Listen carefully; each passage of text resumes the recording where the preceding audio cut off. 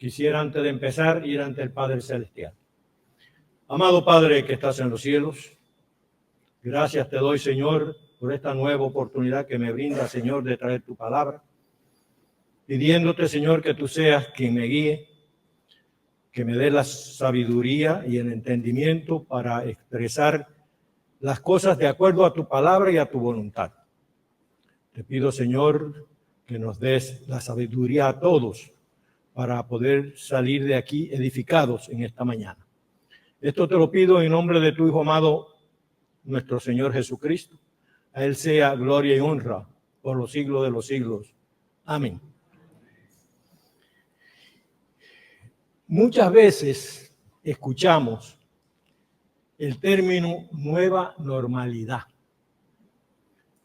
Parece que durante la tormenta María, de ahí para acá,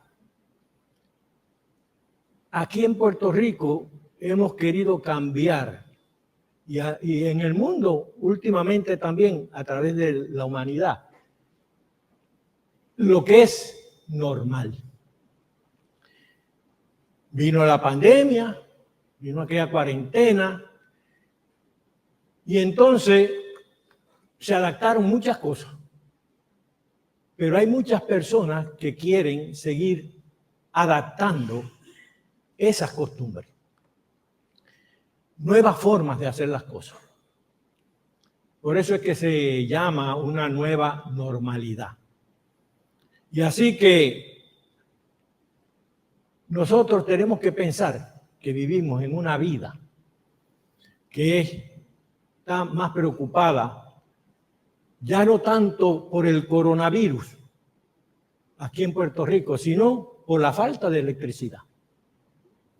Así que esta mañana voy a traer el mensaje titulado "Las cosas realmente no han cambiado".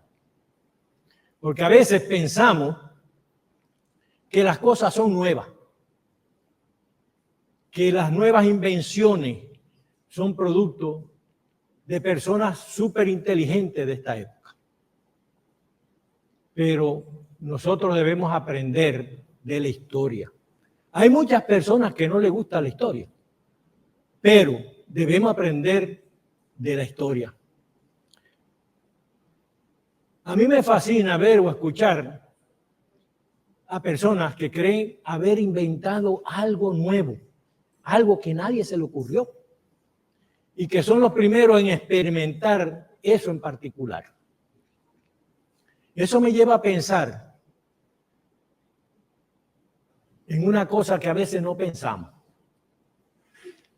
Un imperio de los más grandes que hubo en el mundo fue China. Los inventos que hicieron los chinos fueron grandísimos. Seguro, todo el mundo se benefició de eso. Ahora la gente se asombra porque los chinos siempre han inventado cosas y han sido muy inteligentes, aunque la gente crea lo contrario. No, que si los chinos son así, qué sé yo, los chinos son sumamente inteligentes. Y llegaron a construir un imperio que muy pocos lo han podido construir. Así que no hay nada más lejos de la realidad que creer que somos innovadores, los primeros. Y como dice Eclesiastés 1:9, no hay nada nuevo bajo el sol. Como humanos, como seres humanos, nuestras referencias históricas comienzan cuando nacemos. ¿Y hasta dónde llegan? Hasta donde podamos estudiar, hasta donde se haya escrito algo. De ahí para atrás no podemos saber nada. Ignoramos. Muchas veces creemos que somos sabios aquí, en este país y en esta área de aquí, de las Américas. Y nosotros fuimos los últimos que conocimos las cosas. Busquen la historia. Así que nuestra referencia histórica comienza cuando nosotros nacemos. Y ahí la vamos adquiriendo a través de libros y de muchas personas mayores que nosotros que nos fueron diciendo cosas que no están en los libros, pero que sí nos enseñaron. Pero ¿qué pasa? Las personas van muriendo a cierta edad Y ese conocimiento que ellos tenían, si no está escrito, se pierde si usted no lo continúa llevando. Así que nuestras experiencias no son únicas. Pensamos que somos los más maltratados, los menos comprendidos, los que sufrimos más, los que me pasamos las tribulaciones más grandes, pero no somos nosotros. Quitémonos eso de nuestra mente porque no somos los únicos. Como yo siempre digo, pensamos que somos la Coca-Cola del desierto y no somos ni siquiera una gotita de agua. No somos la primera generación en experimentar una pandemia. Mire que eso ha traído cosas aquí. Historias y cosas que a veces no es bueno hablar. Pero en la humanidad ha habido muchas pandemias. Yo lo he traído anteriormente, pero la quiero traer ahora para que nos acordemos. En la historia reciente de los Estados Unidos, en el 1918 al 20, hubo una epidemia de la fiebre española que mató un montón de gente. Mató miles y miles de personas. Sí, nos acordamos del huracán María del 2017, pero ¿quiénes conocen lo que pasó en el San Ciriaco en el 1899? Acabó con Puerto Rico. No había los adelantos de ahora. No había un FEMA que repartió comida, ni las iglesias trajeron comida.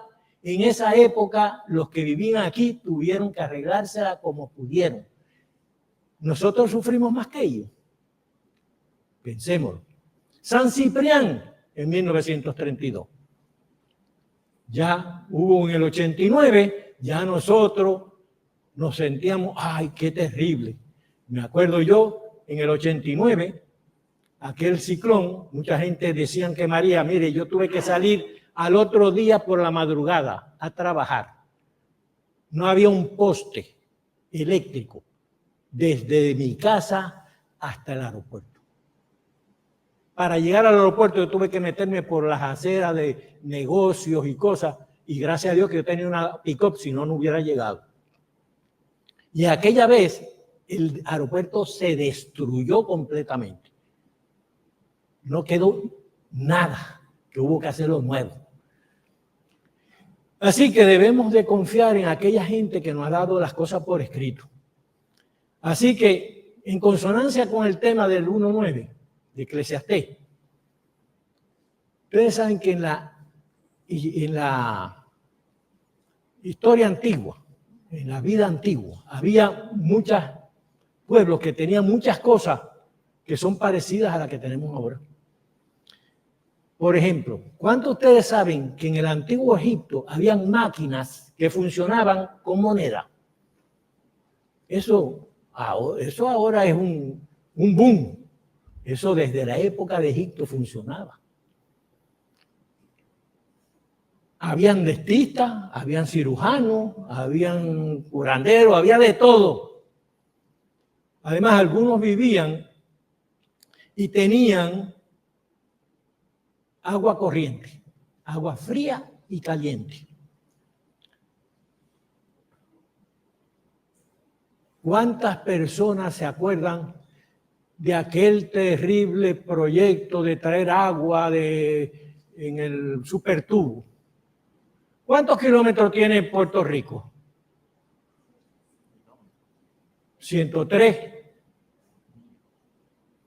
Miren, hay un acueducto que lo hicieron hace siglos.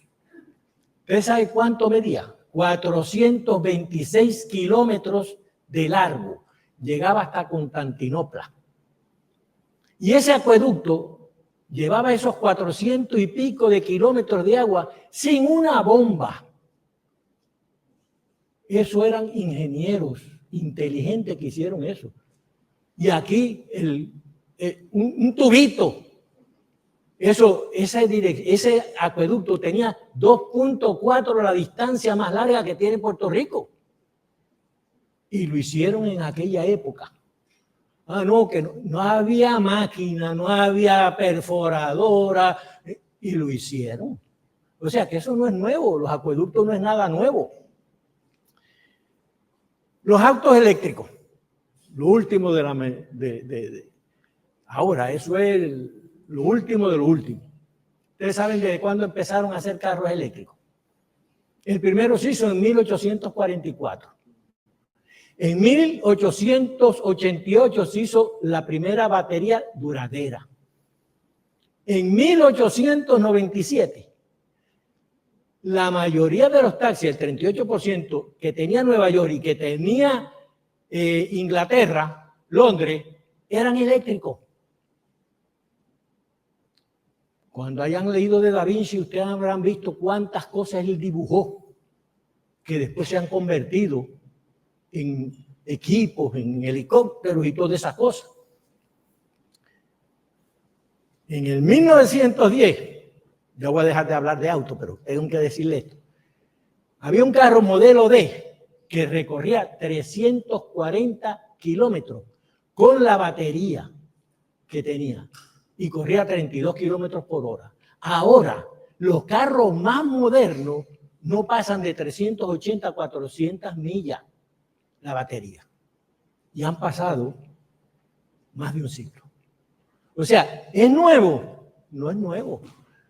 Que las cosas no funcionaron porque hubo cuestiones monetarias en el medio, como el petróleo y todas esas cosas, sí.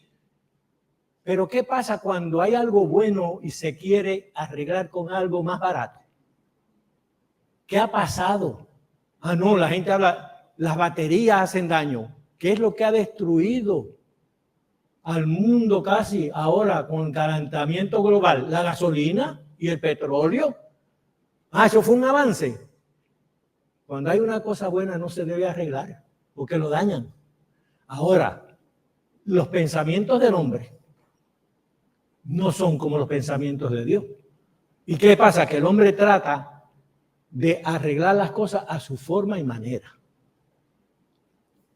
Cuando hablamos de las canciones de protesta, de la guerra, ¿qué pensamos? En 1960, 59, 58, 57, cuando la guerra de Vietnam. Pero ustedes saben que cuando empezaron las canciones de protesta, desde el 1914, cuando la Primera Guerra Mundial, ya un famoso escritor, Irving Berlin, escribió la primera canción de protesta. O sea que las que estamos haciendo ahora, lo que se hacen, no estamos haciendo, yo no la hago, lo que se está haciendo en el mundo ahora, ya es hecho anteriormente. No hay nada nuevo. Y eso hacía referencia a que la gente no debía de pelear en la Primera Guerra Mundial, lo mismo que hicieron en la guerra de Vietnam. De nuevo, si pensamos que estamos experimentando algo nuevo que nadie más ha experimentado y que estamos viviendo eventos nunca antes experimentados por la humanidad, debemos reconsiderarlo. Dice las Escrituras, no de Dios, sino del hombre, que nuestras vidas son un reflejo de eventos pasados. O sea, se repite. Yo no pretendo traer una lección de historia, por eso ya no voy a traer más historia, pero los puntos que pongo aquí, lo que quiero es enfatizar en que las cosas no han cambiado tanto como nosotros a veces pensamos y nos preocupamos. Mucha gente se enferma. ¿Por qué? Porque no entienden, no comprenden que las cosas que nos están pasando le ha pasado a mucha gente ya. Y han podido sobrevivir, algunos no han sobrevivido, pero muchos sí. Dice que, o digo yo, que siendo de esa forma, ¿qué pasa con nuestra alma? ¿Qué pasa con la alma del hombre? ¿Qué pasa con la espiritual nuestra ante Dios. El pecado es un problema perenne en el hombre. ¿Y qué dice la palabra? En Romanos 3:23 dice, por cuanto todos pecaron y están destruidos de la gloria de Dios. Todos hemos sido pecadores y mientras estemos en este cuerpo, vamos a estar propensos a pecar. No es nuestro deseo, pero podemos caer. Y la Biblia nos advierte claramente, no creamos que somos infalibles. Ninguno de nosotros, porque seríamos perfectos y no es real, porque el único perfecto es Cristo. Nosotros sencillamente tratamos de ser su discípulo, su seguidor. Así que, cuando pensamos eso, ¿cuál sería la cura para el pecado ahora en el siglo XXI? Una nueva, la misma. Es la única cura efectiva para el pecado. Claro que sí, porque esa existe desde que Cristo nos la trajo. Y vamos a tenerla hasta que Él vuelva por segunda vez. Cristo murió por nuestros pecados. Por eso derramó su sangre, hizo el nuevo pacto, como dice Mateo 20:26. Y en la primera de Timoteo 1:15 leemos que palabra fiel y digna de ser recibida por todos, que Cristo Jesús vino al mundo para salvar a los pecadores, de los cuales yo soy el primero. Así decía Pablo y así digo yo también. Porque ninguno de nosotros ha sido un angelito del cielo que nos trajeron y nos pusieron aquí hasta hoy. Así que si necesitamos ser y queremos ser limpios del pecado, tenemos que someternos a la voluntad de Cristo, al evangelio para la salvación. Ese evangelio que decía Pablo, que él no se avergüenza de ese evangelio porque es poder de Dios. ¿Para qué? Para la salvación.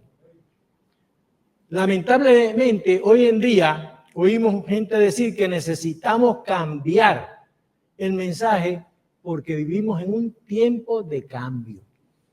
¿No lo han oído ustedes? Y no solamente lo dicen, sino lo proclaman.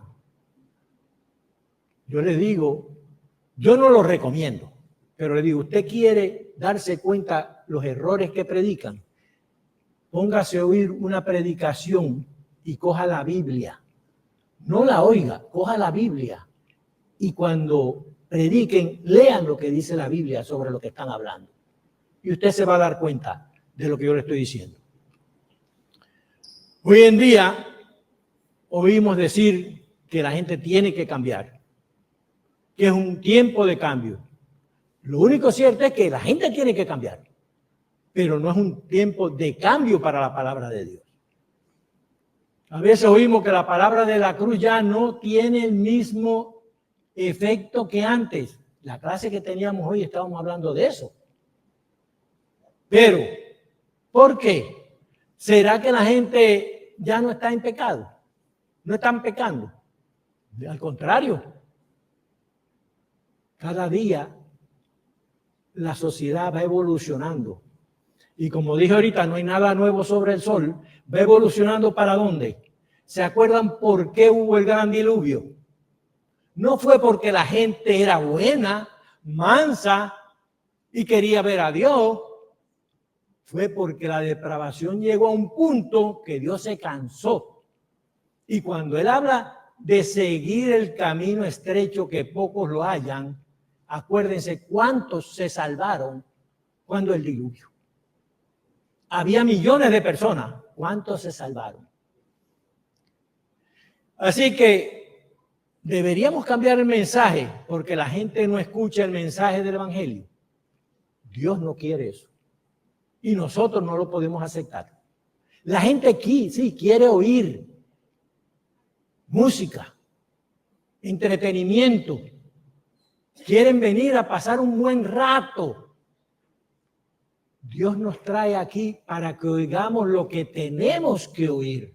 no lo que queremos oír. Porque lo que queremos oír no es cónsono con la palabra de Dios. Siempre la palabra de Dios va a traer algo que va a redarguirnos porque algo nos toca, porque somos seres humanos. Y hay un versículo que todos sabemos de memoria, que es Juan 14:6. ¿Qué dice? Cristo, yo soy el camino, la verdad y la vida, y nadie viene al Padre si no es por mí. Y cuando Él dice que nadie viene al Padre si no es por Él, es porque le obedecen. No es porque hacen lo que ellos creen, que usan su criterio para decir esto le agrada a Dios. La obediencia es básica. El Espíritu Santo condena a quienes intentan cambiar el mensaje de Dios. Fíjense que es lo que decía o nos enseña Gálatas en el capítulo 1, que si aún un ángel del cielo, mire, no es que usted va a ver un ángel, porque eso es muy difícil, eso pasaba en la antigüedad. No pretenda seguir a Cristo porque usted va a ver un ángel, ni porque va a venir una voz del cielo y decirle, siga a Cristo. Ya Él dejó la forma y está establecida por Dios a través de su palabra. Pero fíjate que Él dice, si aún viniera un ángel del cielo y le trae otro evangelio, ¿qué es lo que dice? Sea maldito, sea anatema. Y el que lo escuche y lo sigue, ¿qué es lo que le toca? Ah, no, yo no lo sabía. No, vas a caer en el mismo grupo. Vas a caer en la misma consideración de Dios hacia el que hace diferencia del evangelio. Y dice, en Apocalipsis 22 también lo dice, que es el último libro. Dice que el que le añade o le quitare de este libro va a tener sus consecuencias. Va a padecer el que le quite y va a padecer el que le ponga. Porque la palabra de Dios está hecha para nosotros. No necesitamos arreglar lo que está bien hecho. Y como yo siempre digo, usted le dan una máquina, le funciona perfectamente. Ah, no, pues yo quiero ver para que funcione mejor. La desarmó y la armó y se la dañó. No sirvió más. ¿Por qué? Porque estaba perfecta. Y lo que es perfecto, cuando usted lo trata de arreglar, lo daña. Porque nosotros no tenemos la capacidad de arreglar lo perfecto y menos lo perfecto de Dios. Las cosas no han cambiado tanto para que el pecado no sea un problema. O sea, sigue siendo lo mismo. Y como es parte integral de nuestra existencia en la tierra, debemos reconocer que el único antídoto real para la cura del pecado es Dios y su evangelio, que es lo que nosotros necesitamos. Como le dije ahorita, el cambio de electricidad a gasolina fue un cambio económico, pero fue detrimental. Los cambios que están haciendo para atraer personas, según ellos, para que sigan a Cristo, son detrimental. ¿Por qué? Porque le añaden, le ponen y le quitan a la palabra de Dios. No van a poder llegar. La puerta estrecha es realmente estrecha. ¿Y por qué es estrecha? Porque usted no puede salirse de los términos que Dios ha puesto ahí para usted y para mí. Así que nosotros necesitamos el mismo mensaje que se dio el día de Pentecostés. Necesitamos el mismo mensaje que se le dio al eunuco en Gaza cuando iba caminando, cuando lo encontró Felipe. Tenemos que escuchar y obedecer el mensaje eterno. No podemos cambiarlo. No podemos buscar una ruta alterna. No hay ruta alterna. Hay un solo camino y es Cristo. Tenemos que aprender a andar en el camino estrecho y angosto, que es el que lleva a la vida. Así dice Mateo 7, 13 y 14. Necesitamos que nos enseñe a amar a Cristo y a su palabra, que aprendamos a amar a Cristo, que aprendamos a amar su palabra y por eso venir con gusto, no por necesidad a las reuniones, venir porque queremos llenarnos de la palabra de Dios, porque nos hace falta. Muchas veces tenemos sed. Qué bueno cuando encontramos una botellita de agua fría y nos la tomamos con ese gusto. Pues así es cuando venimos a oír la palabra de Dios. Debe ser así. Que no es cada cual piense lo que debe hacer. Necesitamos recordar que debemos amar a nuestros enemigos. ¿Por qué? Porque nosotros no estamos para odiar ni para castigar. Nosotros estamos para orar por el bienestar de la humanidad. Y cuando oramos por un enemigo y ese enemigo se convierte, estamos ayudando a arreglar el mundo, aunque usted no lo crea. Debemos amar al prójimo como a nosotros mismos, no mirando al prójimo porque tenga un defecto, tenga esto, tenga lo otro. No, no. El que más necesita, más se ayuda. El que más necesita un abrazo, se le dan 2 veces los abrazos. No podemos ser indiferentes. Debemos aprender a amar a nuestra familia. Y esto va contrario a las normas sociales de la época. Cuando usted lee en Efesios 5, usted lee que dice, porque el marido es cabeza de la mujer, así como Cristo es cabeza de la iglesia, la cual es su cuerpo y él es su salvador. Así que como la iglesia está sujeta a Cristo, así también las casadas estén a sus maridos en todo. ¿Qué dice la sociedad hoy? No, no, no. La mujer es igual que el hombre, trabaja más que el hombre. La mujer puede ser cabeza de la casa, que el marido si quiere que se quede en la casa limpiando y arreglando, y que la mujer hace lo que le da la gana. Eso es lo que dice, enseña la palabra de Dios. Aunque no nos guste, eso es lo que dice. También dice que los maridos deben amar a vuestras mujeres, así como Cristo amó a la iglesia y se entregó en sí mismo por ella. Fíjense, así como Cristo amó a su iglesia. O sea, nosotros tenemos que amar a nuestras esposas, que si tenemos que dar la vida por ellas, darla. No es ser egoísta, no es ser machista como quieren poner ahora las cuestiones de la sociedad. Dice, así también los maridos deben amar a sus mujeres como a sus mismos cuerpos. El que ama a su mujer a sí mismo se ama. Porque nadie aborreció jamás su propia carne, sino que la sustenta y la cuida, como también Cristo a la iglesia. Y nos dice también que el hombre dejará a padre y madre, ¿por qué? Por seguir a la mujer. ¿Y qué hace eso? Que se convierten en una sola carne. Muy, muy desagradable el querer enseñar eso en el mundo ahora. Ahora que las personas dicen, no, yo voy a ver si me gusta fulana, vamos a probar a ver cómo nos sentimos, y si no nos sentimos bien, tú para tu casa y yo para la mía. Y que no, que si yo me siento bien, la quiero hasta que el punto, hasta que encuentre otra que me agrade más, y se acabó el evento. Y la mujer lo mismo. No, yo voy a estar con el hombre hasta que encuentre otro que sea más lindo, qué sé yo, y lo dejo. Pero la palabra de Dios no habla así. Y la palabra de Dios, por eso yo digo, el camino es estrecho, pero hay que seguirlo.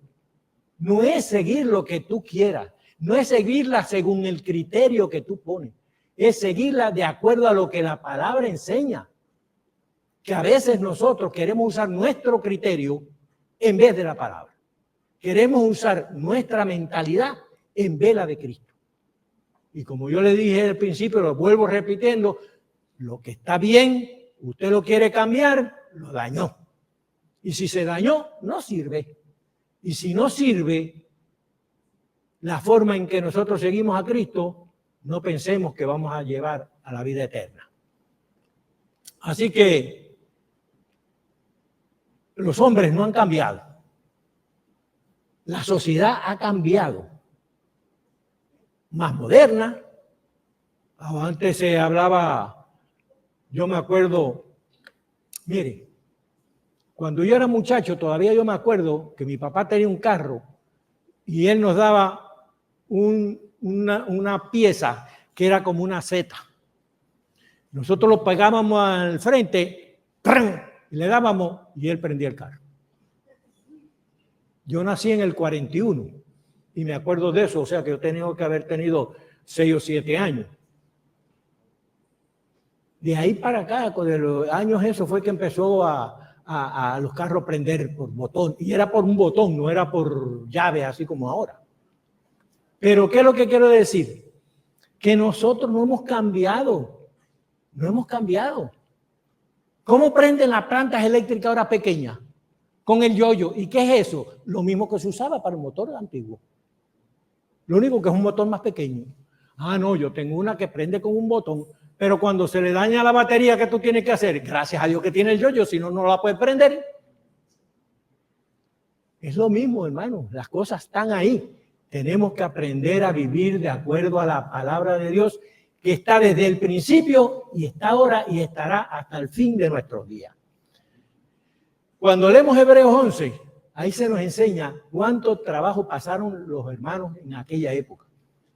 Y dice, y todavía a nosotros, ninguno de nosotros ha dado su sangre por la palabra de Dios. Hay lugares en el día de hoy que si usted lleva la palabra de Dios, usted está arriesgando su vida. Eso no está pasando aquí. O sea, nosotros estamos libres. Nosotros estamos viviendo una vida excelente. Y yo siempre le digo a la gente se queja, ¿no? Que la pobreza en Puerto Rico. Mire, la pobreza existía cuando vino San Ciprián. Cuando vinieron aquellas épocas, existía la pobreza extrema. No había agua, no había electricidad, no había loseta. El piso era de tierra. Y la gente la barría 2 o 3 veces al día para tenerla lisa. No había trimmer, había que sacarlo a base de machete, la hierba. Y a veces nos quejamos. No podemos llevar la palabra de Dios. Si nosotros no podemos parar en cualquier esquina donde nos dé la gana, llevar un micrófono y nadie nos puede hacer nada. Pero hay lugares que no es así. Y tenemos que orar por esos hermanos que luchan, que sí es verdad que están pasando miseria, hambre y necesidades. Avancemos con fe, como nos dice nuestro Señor Jesucristo en Romanos 1, primera de Juan 5:4. Porque el que es nacido de Dios vence al mundo. Nosotros tenemos que tener esa fe. Pero tenemos que avanzar con confianza de que Dios está con nosotros, que Cristo va a estar con nosotros hasta el fin de nuestros días. Sí, permanecemos en su palabra. Sí, le obedecemos. Tenemos nuestras vidas, ¿para qué? Para difundir el mensaje de Dios como se dijo en esta clase esta mañana. Ese es lo primordial para nosotros. Difundir el mensaje de Dios.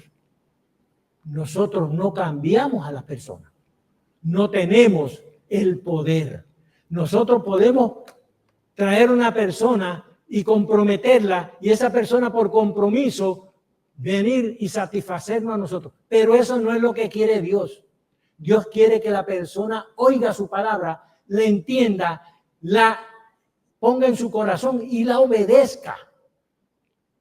No es solamente la apariencia, es la realidad que vivimos cada uno de nosotros.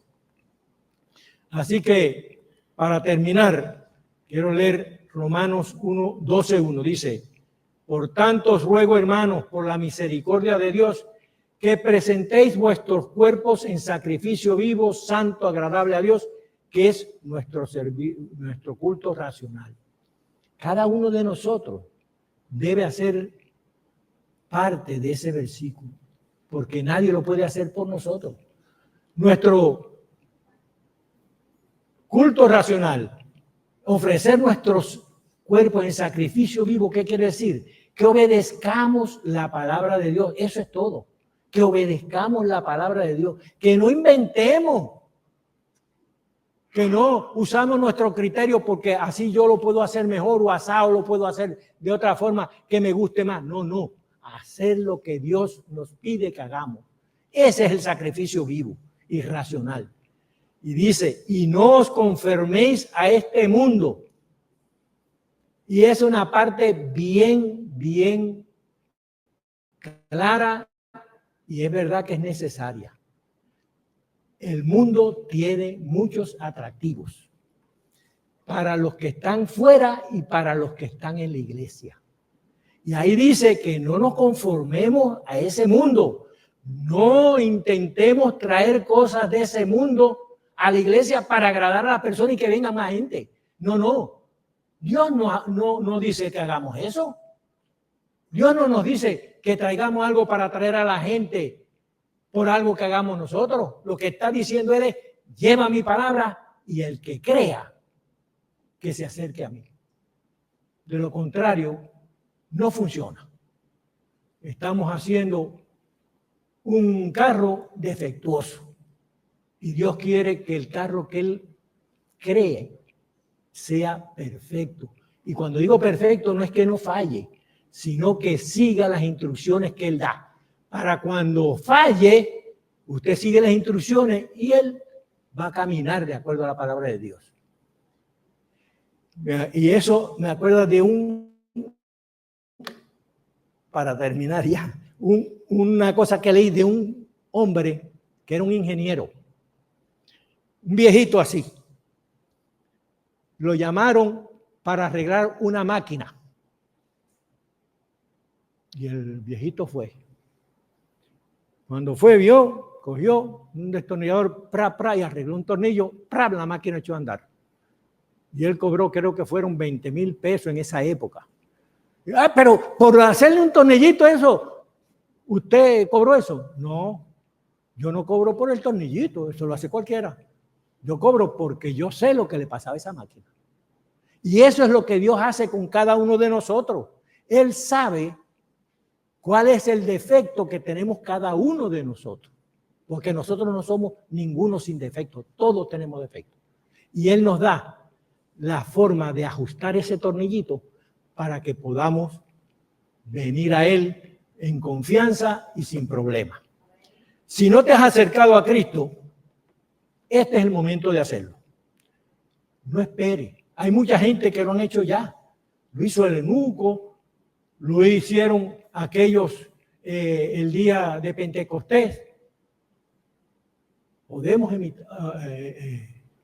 imitarlos, pero con la seguridad de que creemos que Cristo es nuestro Señor, que Cristo es nuestro guía y es el único camino que nos lleva hacia el Padre Celestial. Que Dios nos bendiga.